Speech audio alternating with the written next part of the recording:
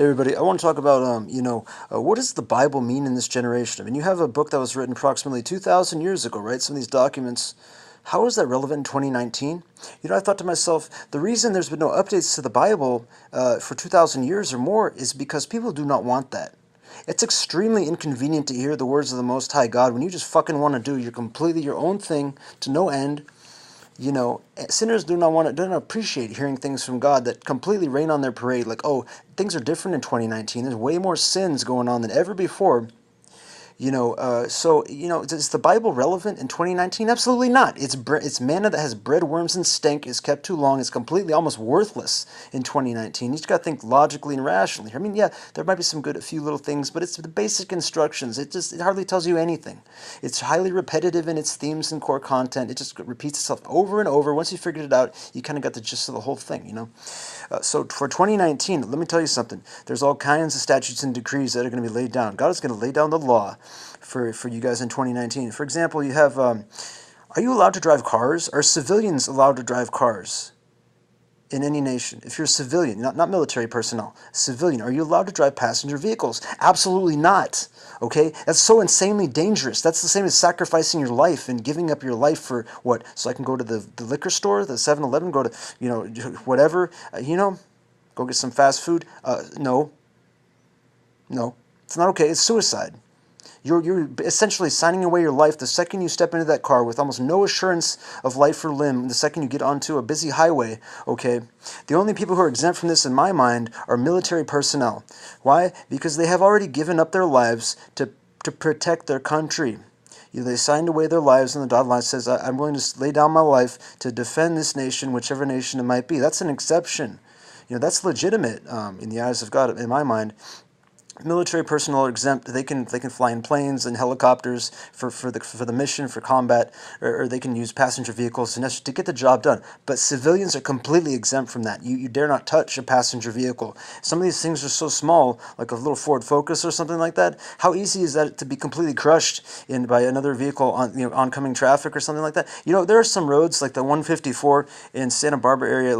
That is such a narrow road that it wouldn't take much. A slight miscalculation on your part in the steering wheel, and you're trying to text and drive, or you thought about it, or no, drop the phone or something like that, and you're trying to get the phone, and some little miscalculation, bam, head-on collision with a semi-truck, combined speed 60 plus 60, 120 miles an hour combined speed. That would be the end. So does God approve of driving passenger vehicles for civilians? Not talking about military personnel, but for civilians, there's no reason. You need to find some other way to get around and get things done. This is like an immediate statute that needs to be started. So people need to start putting this into practice ASAP. At least thinking about what we can do for civilian populations regarding transportation.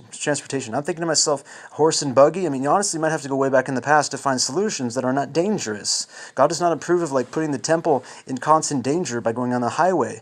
Okay, it's absolutely absurd. It's totally illegal. You cannot do that for civilians. Obviously, military personnel are generally going to be exempt from that kind of a statute. Because like I said, that's hazard pay all the way. If you work for the military, you've already pretty much signed your life away. You said, okay, I'm willing to protect and serve, or whatever I gotta do, and to the point of dying for it. So that's okay. If that's really the position you're in, I imagine God is a lot more lenient with those kinds of people. But if you don't have a good excuse to be driving dangerous vehicles, like that, like passenger cars, or taking airplanes. Forget airplanes. I don't even want to think about airplanes. You dare not ever touch an airplane if you're a civilian. Why? There's no reason. You have no guarantee of ever making it back to the ground if you get in an airplane. How many things can go wrong in the air? You name it. So many things can go wrong in a plane that the second you take off from the ground, you've pretty much given up your life. You said, I don't want to live, I don't want to die. This is suicide. It's no different than suicide if you do that. If you're a righteous person and you decide to get on a plane, I wouldn't be surprised you lose your salvation almost instantly once the plane takes off, because you have forfeited your life in that case. There are so many things that can go wrong with a passenger aircraft and jet that you can't even imagine. One of the fan blades on the disc on the turbofan engine, the outer fan, if one of those things breaks off, there's no guarantee that the Kevlar that surrounds the engine housing will stop the shrapnel from penetrating into the cabin. Or how about even the intercompressor from the turbojet aspect, from the high pressure compressor section? What if one of those fan blades actually broke off and it had a high speed rotation? That could break through the engine housing, break through the Kevlar, which is like a bulletproof vest supposed to stop that, break through the Kevlar, hit the main the cabin, and penetrate that, creating rapid depressurization, like a 20 millimeter rifle round. It's, I mean, seriously, this is not like a joke. You can't do that. If at any time it's very possible, one of those fan blades could break off from inside the engine and penetrate the rest of the thing, cutting hydraulic lines and fuel lines and things like that in the process. This has happened. Okay, what is it? Was it MD? Not MD-80. It was a not a Lockheed TriStar. It was a Trijet. I was watching, and the engine in the tail section, one of the fan blades broke off and penetrated into the cabin and cut some hydraulic lines, so they couldn't actually turn the plane or move any of the controls because the pieces from the engine severed one of the hydraulic lines. So you understand, it's complete suicide if you're a civilian who has no really good excuse to use a plane, and you get on a passenger aircraft, okay, you are finished in the eyes of God. In my mind, it's over. It's suicide. You have forfeited your life for no good reason. The military should be relatively exempt from this. They have every excuse to go on dangerous operations and missions to complete the task and the assignment. Generally speaking, in my mind, that'd be an exception because it's obvious. You have to put your life on the line to serve in the military. So if that's the case, well, that would just make sense, wouldn't it? But for the most part, passenger aircraft and little tiny automobiles, that's immediately off limits. And there's a whole host of things that you can't do because they're dangerous. These are some statutes and decrees, generally speaking, for 2019. So wake up. I mean, you want to be lazy and think, well, the Bible says everything. There's a reason we don't have anything new for 2,000 years. People do not want that. And when people want to hear from God, generally God just leaves them alone for the most part. Hands them over to delusion after delusion and lie after lie. And they live in a fantasy world, But that might be why there have been no major updates to the Bible for 2,000 years or so, because people are not interested in that. They don't want anything to do with God. If they did, God would gladly, happily answer and provide all kinds of good things. But if they did not want him, they'd rather, play church and have a form of spirituality, except on Sunday, well, during the week it's just all talk. And then on Sunday, well, that's when you get real on Sunday, right? This kind of spirituality is complete nonsense, True spirituality is commitment, 100% commitment, okay? That's true spirituality. Anything else is just a joke. It's an abomination to God. You're not even practicing legitimate kind of spirituality at all. You want to be a spiritual person? Get away. This is basic stuff. Get away from the television. Get away from all this nonsense. And be godly. So it's just some thoughts for the moment. But yeah, things are going to be pretty rough from people in 2019 because you really haven't heard from God in a long time. People really weren't interested in hearing from God. They'd rather make shit up all day long, and like in the Babylonian Talmud or whatever. Let's just make up shit constantly and call it the Word of God or whatever they do. Or the Mormons, they made some headway. that must be progressive revelation towards 2019. Now we're getting somewhere. But let's look at those books. Is that really a refresher for 2019? The Book of Mormon, Pearl of Great Price, or Doctrine and Covenants? Is that having anything to do with today? If you examine it carefully, I highly doubt it. It's just ripped off from the King James Version, Just took that out. What did Joseph Smith really do?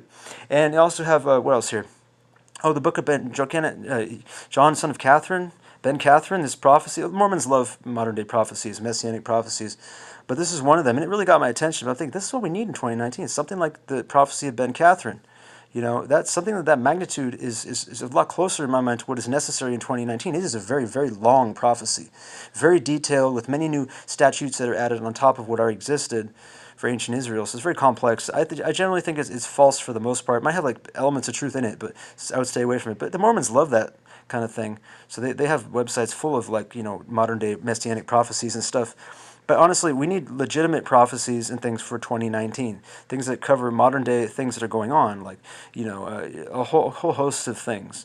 So yeah, Ben Catherine's an example of what things could be like. I don't think it's a legitimate prophecy, but it's like that's the idea. You want something like that for 2019, something that's mildly relevant, But yeah, but just think about some of these things. And yeah, there's certain things you obviously can't do. Public transportation is really dangerous. You need to have a really good excuse why you're going to put your life in danger and use any of those systems. Obviously, certain forms of transportation have a much worse track record than others as far as safety. You might want to do some homework on that. They say flying is the safest way to travel. If you think for a second, is that really realistic? Come on, when your feet aren't even on the ground, you don't have something touching the ground. Come on, let's be realistic here. What if there was like a little microburst and a thunderstorm near the tarmac, on the final approach? A little microburst or a downdraft, heavy downdraft, or some wind shear coming on suddenly at a high rate of speed. It's like, did you expect that? So there's no guarantee of ever making it back on the ground. Once the second you take off, that's it.